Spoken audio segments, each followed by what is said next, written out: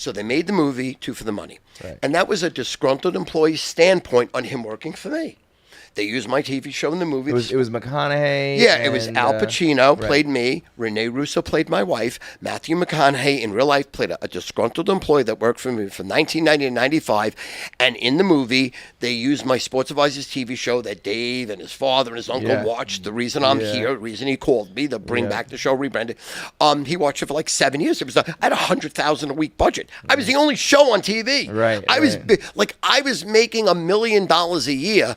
$1.5 million a year when that's equivalent to $20 million right now. No one was making nobody, like literally, there's no one. Were you involved in the making of the movie, or they just no, absolutely not. Not a fucking thing. Not a word. Nobody contacted you or anything? I found out about it. So this kid leaves me in real life. He leaves me, writes the letter, leaves a fucking Rolex watch that I gave him. Did something go wrong? What happened was this. He fed my 900 numbers. That was his forte. Fabulous voice, talked quick, very glib, very funny, and he fed the games. So he was allowed to pick the games for 3 different numbers, okay? And 3 phone different separate phone numbers, separate companies. Right. Because what we found out is these people were paying 20 companies at a time. Mm-hmm. So I'm like, I only own 1. I'm like, so that means I'm giving 19 fucking companies money. So I opened 20 of them. So now so the guy paid me times 20. I'm like this is crazy. So I went from $1.9 million a year on 900 numbers to $8 million. I'm like, this is unbelievable. So he went into a horrific losing streak with no winning streak to back it up. So he hit like 20%. He wiped out the business. Jesus. So my brother-in-law took over picking the games. And within like 40 days, my numbers went back up to old numbers. He couldn't handle his ego that now he was just a feeder. His ego was on the line that he could win. Right. Where he actually never could win. Never. He was about as bad as there could be. So he quit because of that. He quit, goes to Australia for 2 weeks, becomes a caddy at the Riviera Country Club, is balls fucking broke eating ramen noodles.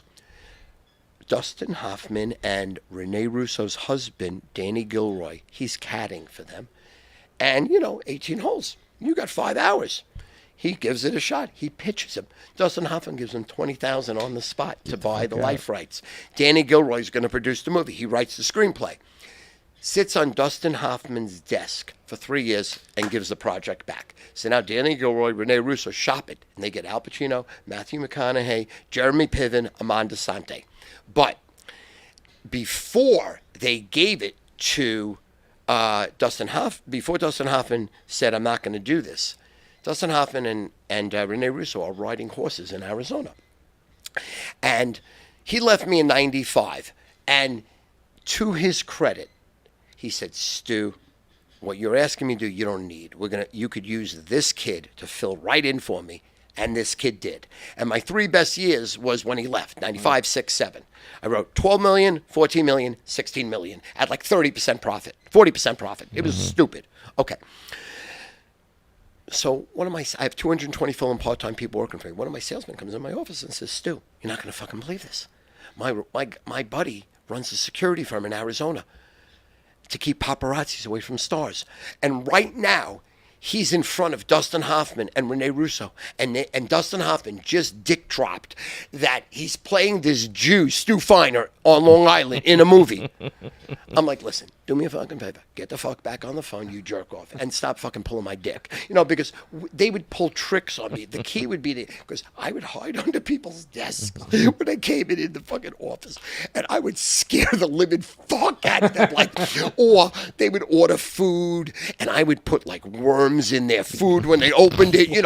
I would take a shit right on their desk when they walked in. Like there's nothing I wouldn't do for a joke. Right on the fucking desk. Literally pulled my fucking pants down with my 5 7/8 inch dick. Everyone looking at it and just shit. Like on command in a circle like it's a fucking parsley and cheese sausage. So we used to take people up to the roof and hang them by their ankles, tell them we're going to kill them, unless they wrote money. Like, I am the best for a joke, and nothing is better than me scaring you. Like, every day, like, you'd open the door and I'd be like, bah! And I'm loud, and like, people would have like 6 coffees dropped. Like, there's nothing I wouldn't do. Terror, dude. This sounds like Danny DeVito and Sonny talking about whether there's nothing I wouldn't do. A balloon full of champagne out and go, oh, it tastes like good life, you piece of shit. So anyway, I don't believe this guy. I'm like, there's no way. Yeah. And he was like adamant. So I threw him out. My brother-in-law who runs the place says, listen, Stu, you got the kid crying upstairs. He's like, he's fucking dead serious. I'm like, tell that piece of shit to give me Danny Gilroy's number right now if it's fucking true. So he gives me Danny Gilroy's number. I call the phone. It's Danny Gilroy. So I say to Danny, so meanwhile, from 95 to 97, I did so great. And I was making so much money. I tried to reach out to Brandon, get him back to work for me. I'm like, come on, kid, I'm killing. You're fucking, there's no way you do it. I didn't know anything about his life. I paid people, find the kid. He changed his name because he went undercover. So I couldn't find the kid. And I spent thousands trying to look for him. Private eyes, nothing. So it's Danny Gilroy's number. So I say to Danny Gilroy, literally, listen, you scumbag fuck. I don't give a fuck. I'm going to fuck your wife, Renee Russo. I'm going to skull fuck her, come all over. Who the fuck are you to write a movie about me? I'll sue your fucking ass. I do my Stu Feiner rip-ass. Yeah. Within a minute, Brandon calls me. I've been trying to look for the guy for 2 years. What are you doing? You can't threaten Danny Gilroy. You're going to fuck up the whole project. I'm like, what project, you motherfucker? What's going on? He tells me the whole story. I go, listen, that ain't happening. That ain't fucking happening. He goes, okay, this is the deal. I'm going to come back to work for you, and we'll make amends. And once the movie happens, I'll cut you in, we'll make money. He got paid $250,000. P.S. It's like 3 weeks before the fucking movie coming out. Now, he was on Stephen A. Smith. He was on ESPN. He was interviewed by everybody because it's the first movie on sports gambling. Yeah. You got fucking the greatest cast in the world. Like, in the fucking world. Like A++ people. Yep. You know what I'm saying? He cuts me out. Ugh. Cuts me out. He probably never was going to cut you in the first place. 100%. Yeah. But Al Pacino ends up fucking hating this guy, would not allow him to be on the movie set. He said, Al Pacino said, I hate this guy. He makes me uncomfortable. I don't want him fucking near here. So he was in the movie for a 10-second part, but it was like Al Pacino didn't even want him there. Mm-hmm. He was in for he was supposed to be like for an hour and a 10-second part. So, behind my back, him and a partner went partners on a website. And then I told the partner, I hope I'm not allowed to say this, but I told the partner, I'm not being robbed in plain daylight. I'm literally, I don't care what happened. You don't understand.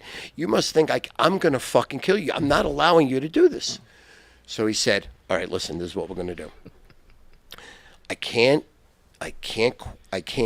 do something wrong to this guy right now because he's hot. So they opened the website and we robbed every one of his names. So all the names that went to that website, I took and put him into 10 other websites. So this guy made me like $5 million. I just robbed him blind. And it was great. I don't know if you're getting it, guys. I robbed him. Right.